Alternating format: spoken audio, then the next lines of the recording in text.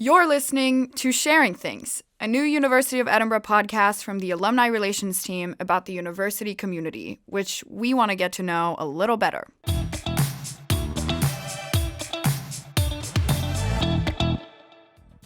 Hi, I'm Amalia. I'm a fourth-year student, and I'm the host of this podcast. In Sharing Things, I talk to alumni, staff, and students about their stories. Guests have all been asked to bring an object as a starting point for discussion, and the object can be anything important or significant. It can represent an event, person, decision, experience, or it can just remind them of something. Let's see where this takes us. In this episode, you will meet Beth Christie and Udita Banerjee. Udita works in tech innovation by day and reviews theater by night. She graduated in 2013 with a master's in electronics. Beth is a program director for the Masters in Learning for Sustainability and a lecturer in outdoor environmental and sustainability education at the university. She's passionate about adventure, exploration, and Arctic landscapes. We talk about creativity, role models, women in leadership positions, and more. Welcome, Udita and Beth, to Sharing Things. How are you today? Good, thanks. Excited to be here. Yeah. Very good, and equally excited to be here. Yeah, I'm Thank excited you. to have you here. I'm going to start by asking you guys what you've brought to the studio and why. I'll go first. So I'm Udita, and my object today is an A to Z street atlas of Edinburgh. And it's quite special to me because when I arrived in Edinburgh for the first time in 2012, the first thing I did was I had to go into a shop to buy a SIM for my phone because I just moved from India and I'd just gotten off the plane, and it was like a 16, 17 hour long journey. So I was a bit jet lagged and a bit dazed, and it was my first time away from home and in a new country. So I went in to get a SIM for my phone, and I was chatting to the guy at the shop, and I said, I'm here, blah, blah, blah, going to do a degree at the uni. And I asked him the way to get to King's Buildings because that's where I was based, and that's where I had to go the following day. So we chatted for a bit, and then he said, so when did you actually get here? And I said, an hour ago. And he said, oh my God, it's your first, like literally your first day in Edinburgh. And I said, yeah. So he pulled out this A to Z map. I didn't have a smartphone back then. So he just pulled it out and he said, and he showed me the way to get to King's Buildings. And he said, this is how you get there. These are the buses you take. This is how the buses work. You could also walk. And he basically gave me that. And I got the SIM for my phone. And I went to pay. And he basically refused to take payment for the maps book. And he just gave me it. And he said, good luck for your time. And I hope you do really well at uni. So that was literally my first experience of having just arrived in Edinburgh. And it was so sweet and just a nice thing to do for someone in that position. Off I went. And yeah, here I am 7 years later, still living here, still loving every bit of it. I thought I had an object that I was going to bring, and I did up until the start of last week. I had in my head that I was going to bring my running trainers. I love to run. I run long distances, short distances, marathons and so on. And the reason why I run so much is because it's about understanding the place in which I live. It's about being close to nature. It's being out in nature. It's about physically experiencing the landscape where I live, but also in places that I go to see. And then I thought, no, I'm not bringing my trainers. I'm going to bring my school jotters. Jotters, that's a really Scottish word for school books. So I was going to bring my school books, and particularly one from primary 3, which is maybe about age 7. And I had a teacher at that time that did a topic on the polar regions, North Pole, South Pole, and I was obsessed. This teacher, Mrs. Lee Smith, she was called Beth as well, and not often you find out your teacher's first name, but she set me on a path with being obsessed with the north, with being obsessed with remote places, and remote in the sense of maybe not having a lot of people there. So those are two things I was going to have. And then last week I found myself in Iceland, and my trainers took me there because I went there to run. And then also my obsession with the north took me there because it was north. I was going up to the furthest north part of Iceland, the West Fjords. But actually it was education. It was the university. It's my work and my passion that also took me there and gave me the opportunity to talk about the object that I did bring, which is this thing. So 2 feathers from the Icelandic eagle, the white-tailed eagle. And whilst I was up in the West Fjords, my friend that I was there with, who I know through my work, through education, through environmental sustainability education, which is the work that I do here at Edinburgh University. So after graduating, I'm still here, senior lecturer here in Learning for Sustainability. She gave me the opportunity to go with the Environmental Agency for Iceland to see these sea eagles in their natural habitat, these Icelandic white-tailed eagles. And the point was to go to research them, to look at the numbers that are there, to look at the nesting sites, to take the young chicks that are there who haven't fledged yet. So we were able to lift them down, attach the rings to their legs, number them, take blood samples, measurements and so on. And what was interesting about doing all of this was just the whole experience of being there brought all these strands of my life together and the work that I do here at Edinburgh together. But it was also to see that the flourishing of this species in Iceland. They're a really protected species, so we weren't able to talk about, well, I can here because you can't see where I went to, but we aren't able to give the location away of where the nesting sites are.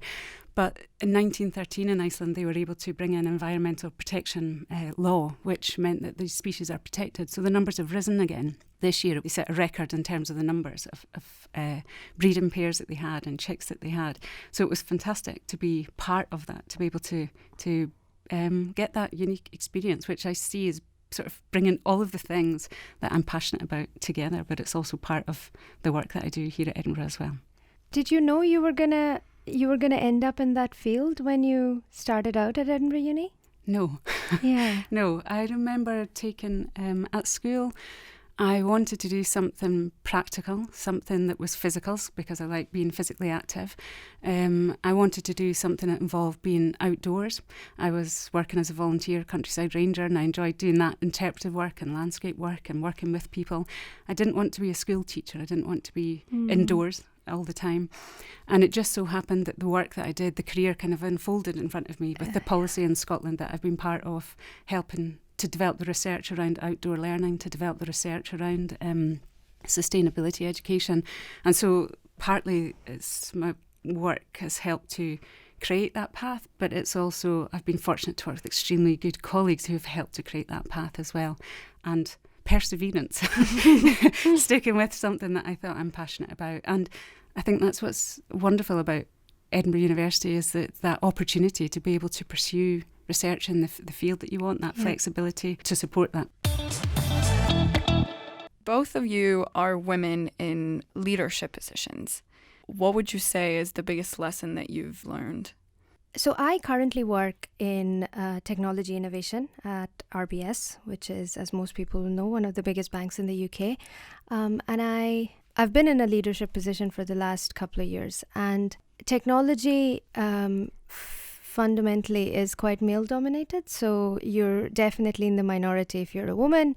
You're definitely in the minority if you're non-white. And also if you're young. There's not a lot of young people. And by young, I mean below the age of 40, people in leadership positions within either technology or banking, right? So it's hard to find role models, I would say. And that is a bit of a challenge because it's not something that affects you directly, or it doesn't affect you day to day. But when you think about it, it does seem to become this mental hurdle where you think, oh, I'll never get that job, or I'll never get to that position, because you don't ever see yourself reflected in like plus 15 years time. So I would say that is a bit of an issue. The flip side is that I see a growth in engagement of diversity across, not just gender diversity, but just across the board, diversity in tech, because a lot has been done in terms of policies and, putting a lot of things into practice to encourage more and more people from different backgrounds to get into it. But it's a work in progress. And when I talk of role models, it's something that if you set in motion now, you'll see the results in like 2 decades time. So because those are the women or those are the people from other ethnicities who will make it to leadership positions. And as we know in banking, one of the contributing factors to the financial crash of 2007 was the fact that there was no diversity across the board. There was no difference of opinion, and there was nobody saying, no, we shouldn't do this, and here's why. And also, there's now research to show that businesses that are more diverse are actually more profitable. So I think I would say that a lot is being done, but there's a way to go there still, and that would be probably one of the challenges that I've faced. I can pick up on that about this idea of role models and the challenge, I think, that I felt in my career of going into conferences and perhaps being the only female that's there, the only, not having that reflection in the room, not seeing someone in a similar position, whether it's with children, whether it's age, whether it's gender, however, just not seeing that reflection there, and to have that role model.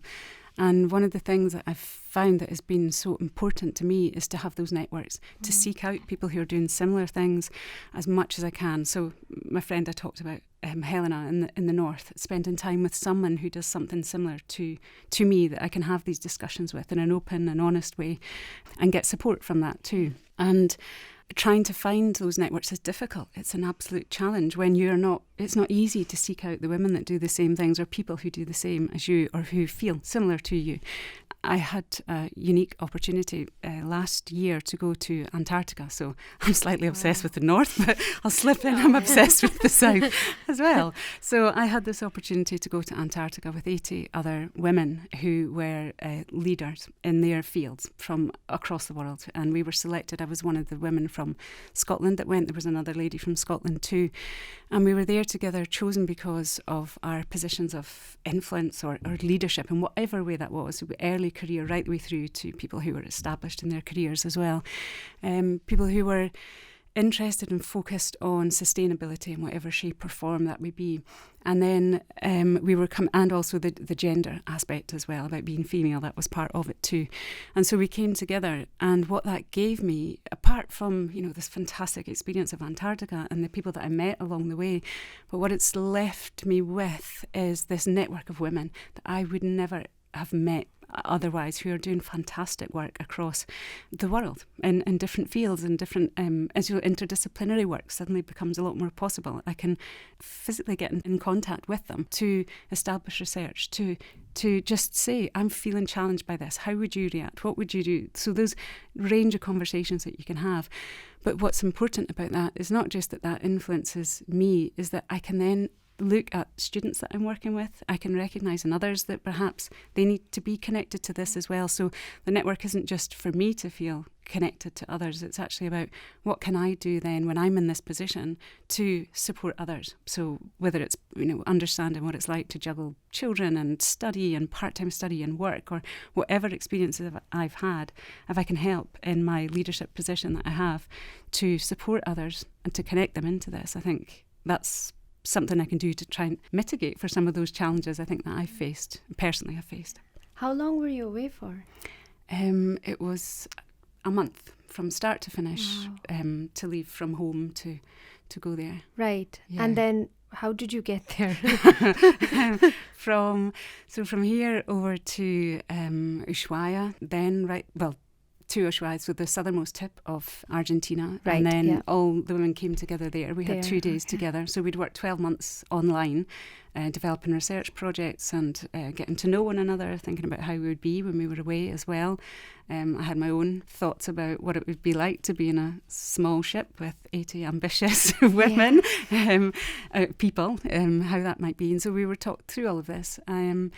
And then when we met there in Ushuaia, and then from there we were 2 days to cross the Southern Ocean, the Drake Passage to Antarctica. And then we had 21 days over there. Travelling the furthest south we got to was the Rothera base station on the mainland. Fascinating. So what sparked your interest in the north and in Antarctica and everything? My teacher from primary 3. My school work, my creative writing stories went to rescues on ice. I was ice fishing up in the north. I was rescuing in Austria and avalanches and chalets. Now, I've lived on the east coast of Scotland. I have not been to these places before. My parents took me on holidays to Inverbervie and Tayport and places like this to go camping. It was not as if I was brought up with that as a backdrop to my life, but it's something that just was there. So you would say that being creative about the North almost was very important to you actually going there. Yeah, and that's interesting that you picked that up, because actually to get there I had to put in an application to go, to be selected, to be part of the team. And it was the majority of the women that went were scientists in terms of working in STEM subjects. And I was there in education, and I thought, I'm maybe a bit left field here. But when I had to create a short video, I had to do a 2-minute YouTube video, and I talked about, well, if we don't have education, there's no point in having the cognitive aspect, all of the information in the world, if we cannot communicate that in a way that inspires and moves, and that's the role of education. And if we cannot get that passionate aspect across, not to say that scientists can't do that, but I think education plays a huge role in that communication side. How do we tell the story of Antarctica? How do we communicate that to move people to action? And so creativity was hugely important there. How important is creativity to you? You always think about work as like this defining part of your identity, obviously, and it is. But when I'm not working, I review theatre. So I review for a couple of publications during the Fringe Festival in Edinburgh, but also outside of the Fringe as well. So I've always liked to read a lot and write blogs and stuff like that, and I've kept at it for a long, long time, just in my free time as a hobby. And when I moved to Edinburgh, obviously it was a perfect opportunity to get involved in the art scene, right? Because there's such a rich cultural aspect to Edinburgh that you sometimes miss even if you live here. So I got involved in that about 5 years ago, and I've done it every year since. So August tends to be a very full-on month for me, and I really love doing that. And I love the fact also that it's very different from my day job, so it engages a totally different side of my brain, still using all the creativity and all the, when you actually get into the festival mindset, things have to be at a certain deadline, you have to turn reviews around in 24 hours and all of that good stuff. But yeah, I do like to get involved in creative pursuits in my free time as well. So what kind of films, or is there a particular?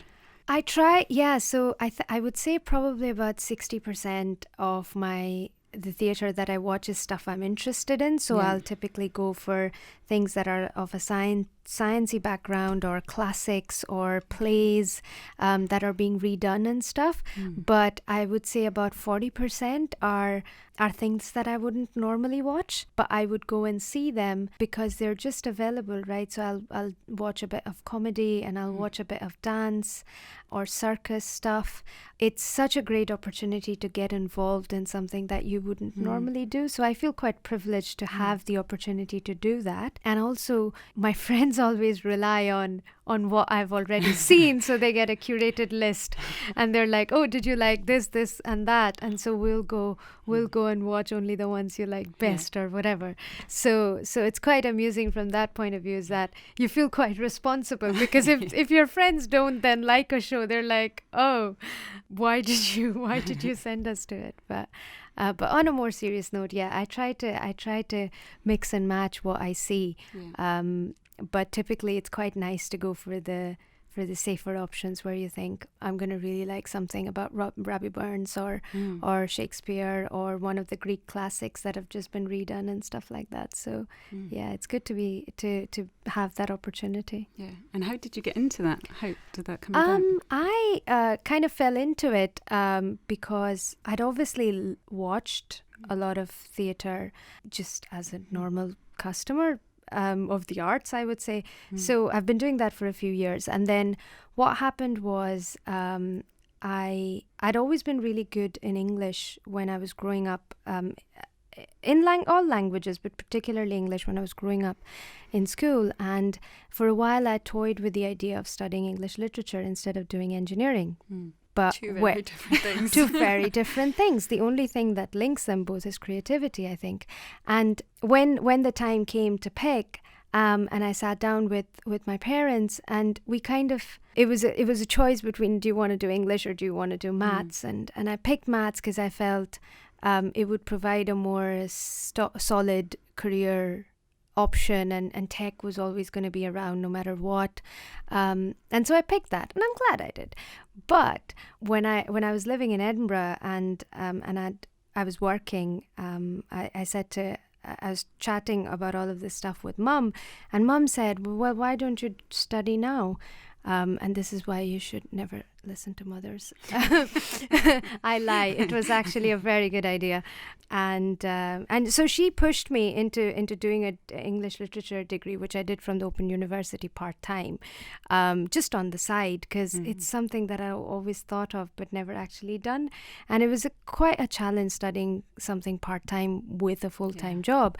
But anyway, I did that, and then that kind of got me interested into the whole art scene. So long story short, I saw an advert for reviewers being wanted, and somebody, one of the editors who I still work with, Richard Stamp, decided to give me a chance to do something that I'd never done before. And I said, look, I'm really interested. I don't know if I'll be good at this, but he offered to, review my work before I put it in and stuff like that. So somebody decided to give me an opportunity, and I went for it. So yeah, one thing leads to another, doesn't it? You mentioned role models earlier. What are your role models? Who?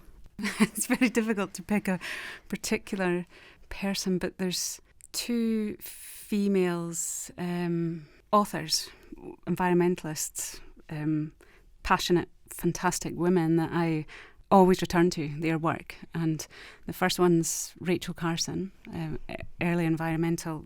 You can almost describe her as being the originator of environmental education in lots of ways because of the work that she's done and her classic books, Silent Spring and so on.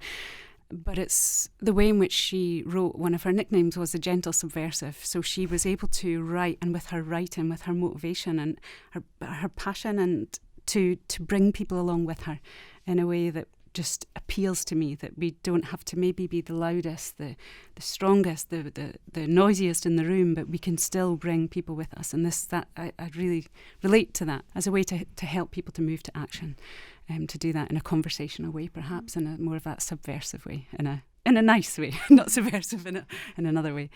So in some of her quotes, the way in which she talks about, it's one in particular I keep returning to, is that it's not half so important to know as to feel.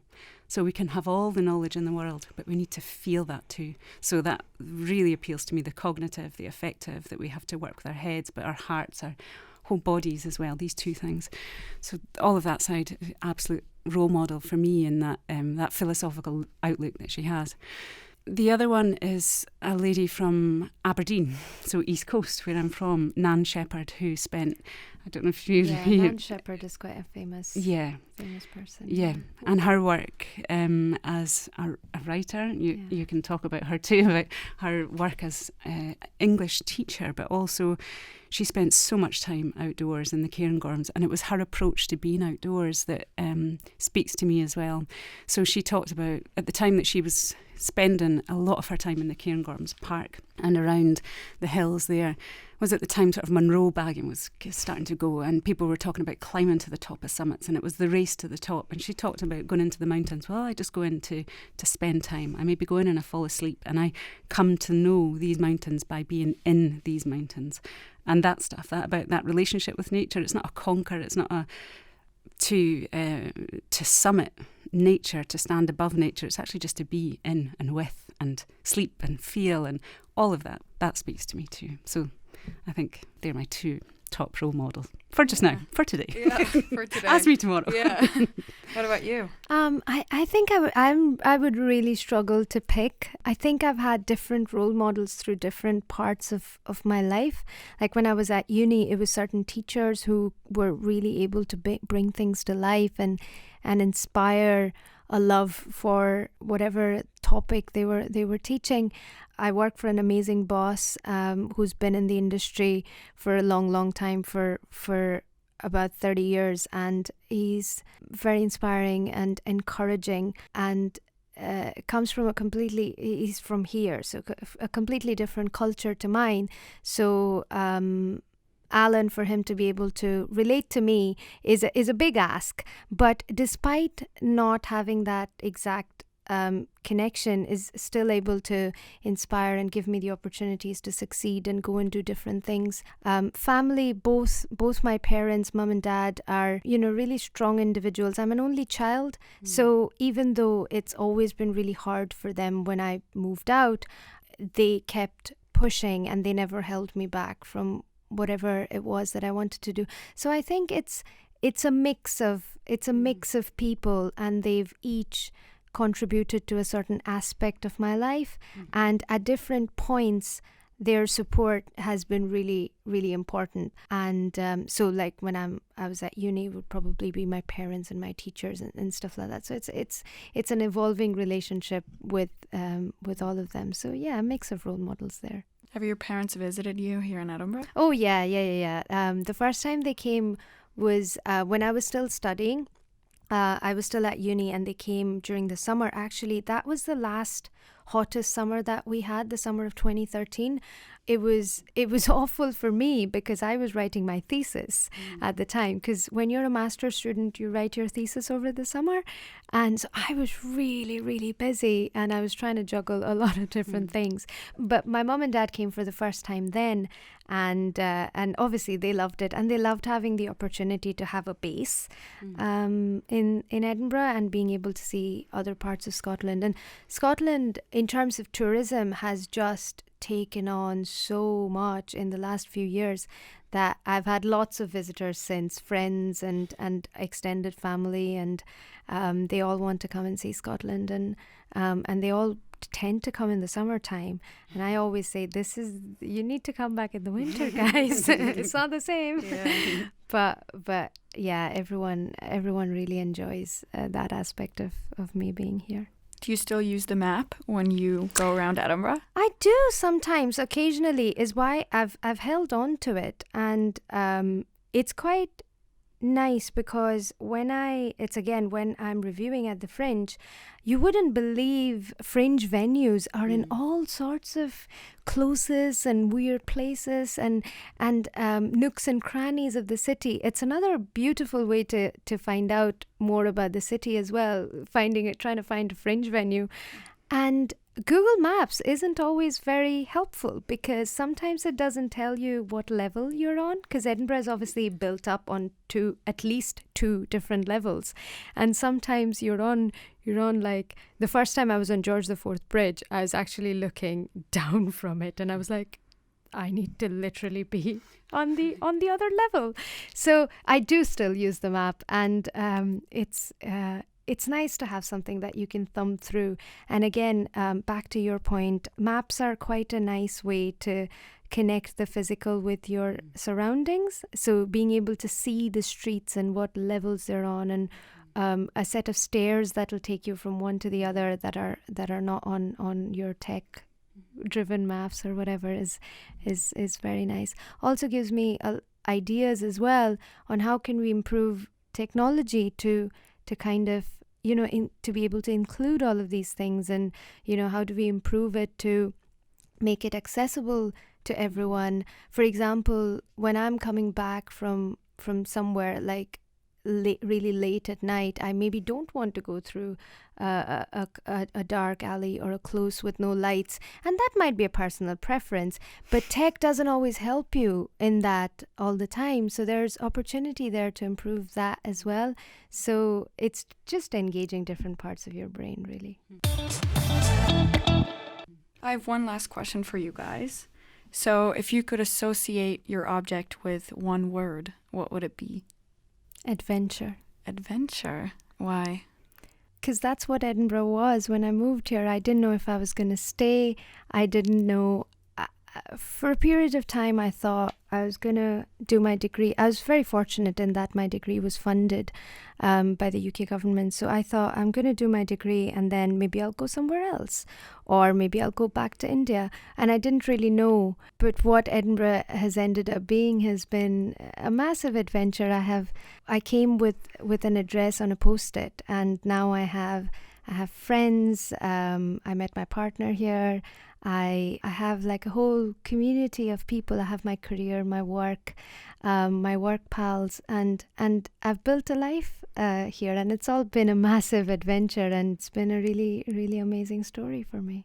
I was going to say adventure as well. So I'm with you with adventure, but maybe I'll say curiosity, because it's curiosity that's kept me driven, I think, throughout my career, being curious about why this, why that, why has this happened, what's the story behind this, what's the story that I can then tell others. Now I know how can I communicate that work as well. And so I think it's curiosity that inspired me in the beginning. When I think back to my daughters and my school teacher, it was curiosity that took me from that topic, one simple topic at school, that took me off into a career. Curiosity that made me say yes when my friend Helena said, do you want to come over to the West Fjords this summer? And I said yes. Curiosity when she said, do you want to come and go on this adventure to see these eagles? I said yes, straight. And curiosity again when you had the email to come and do this podcast. I thought, of course I do. What is this? I've never done this before. Yeah. And it's that, again, it's just that passion. And I think it's driven by a curiosity. And if there's one thing that I think I can do in the career that I have, if it's to inspire a curiosity in others to be passionate about what they do, to want to tell stories and share stories, then that's a wonderful thing. It really is. Thank you.